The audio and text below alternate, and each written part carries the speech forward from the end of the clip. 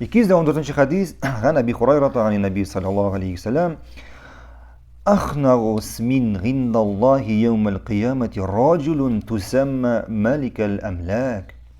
Abi Hurayra haber ete Peygamberimiz sallallahu aleyhi ve sellem etti, kıyamet gününde Allah için in yaratmagan isim ol da bulsa bu dünyada kim özün min patşalarının patşası deyip eytüşe kişi. Min patşalarının patşası deyip eytüşe kişi. Şuna göre Allah subhanahu ve teala Kur'an'da aytı. Kulillahumma kumi. Allah subhanahu ve teala Kur'an'da aytı. Kulillahumma malikal mulk. Aytı. Şınlıkta Allah bütün patşalarının patşası. Tu'til mulka men teşâ ve tenzigul mulka mimmen teşâ.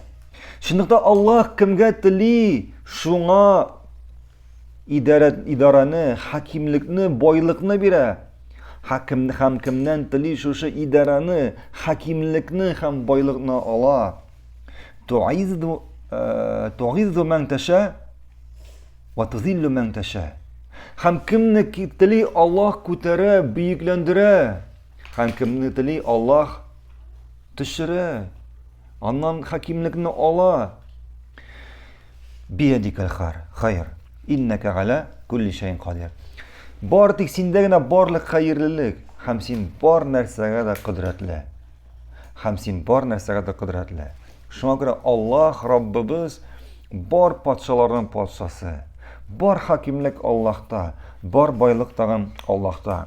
Ham kim bu dünyada uzun min patşalarının patşası deyip yürü. Kıyamet gününde bu kişi için kıyamet gününde Allah Rabbimiz için bu en yaratmagan isim bulacak. Bu kişinin en yaratmagan, en kuralmagan ismi bulacak. Tayyip. Devam ediyoruz.